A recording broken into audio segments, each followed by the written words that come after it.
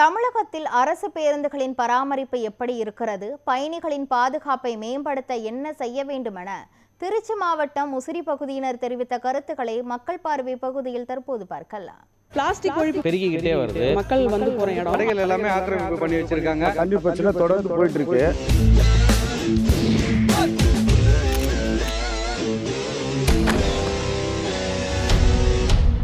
தமிழ்நாடு அரசு போக்குவரத்து கழகம் மிகவும் சீரற்ற நிலையிலே நடைபெற்றுக் கொண்டிருக்கிறது.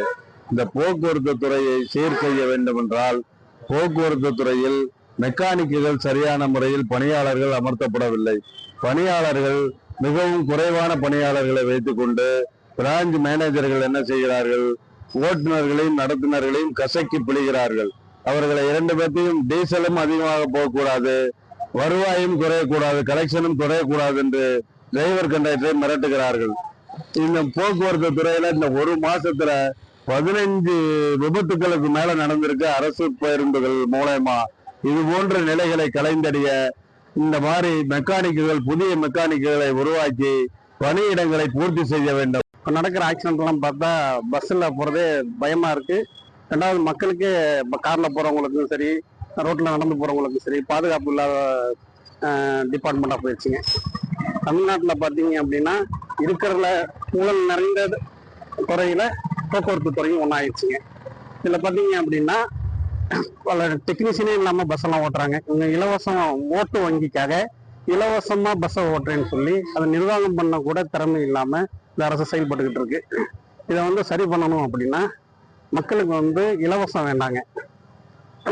இலவசம் இல்லாமல் மக்களுக்கு வந்து நல்ல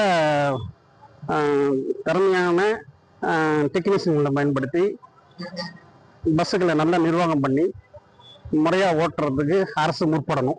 அரசு பேருந்து பொறுத்தவரை நம்ம திருச்சி மாவட்டத்தை பொறுத்தவரை அமைச்சருக்கனால நிறைய புதிய பேருந்துகள் நிறைய வந்திருக்கு.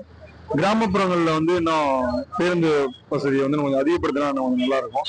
கூட இந்த மினி பஸ் எல்லாம் அறிவிச்சிருக்காங்க. அதெல்லாம் ஒரு நல்ல திட்டம் தான்.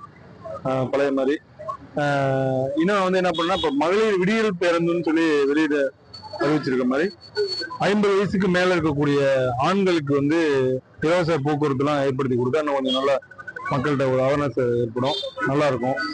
இந்த பழைய பேருந்துலாம் இன்னும் ஒரு சில வண்டியெல்லாம் இருக்குது, அதெல்லாம் கொஞ்சம் என்ன மாத்தி எனக்கு கொடுத்தா கொஞ்சம் நல்லா இருக்கும். தனியார் பேருந்து பாத்தீங்கன்னா ஒரு சின்ன வேலையா இருந்தாலும் உடனே செஞ்சு பராமரிக்கிறதுனால தனியார் பேருந்து நல்லா இருக்கு, பராமரிச்சுட்டு வராங்க, மெயின்டெனன்ஸ் நல்லா இருக்கு.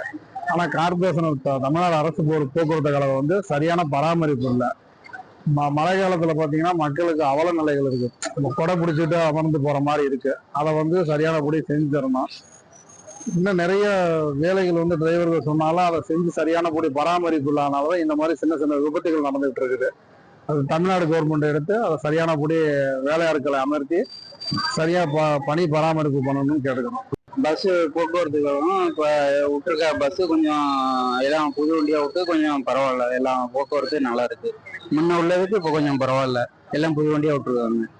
இன்னும் கொஞ்சம் மேம்படுத்தணும். இன்னும் கொஞ்சம் மேம்படுத்தணும்னா இப்போ அடுத்து பழைய வண்டிகள்லாம் பழைய வண்டி 5 வருஷத்துக்கு மாடல் கொஞ்சம் குறைச்சிட்டு புது வண்டியாக விட்டா பிளாஸ்டிக் ஒழிப்பு பெருகிக்கிட்டே வருது. மக்கள் வந்து போற இடம் கடைகள் எல்லாமே ஆக்கிரமிப்பு பண்ணி வச்சிருக்காங்க. கல்வி பிரச்சனை தொடர்ந்து போயிட்டு இருக்கு.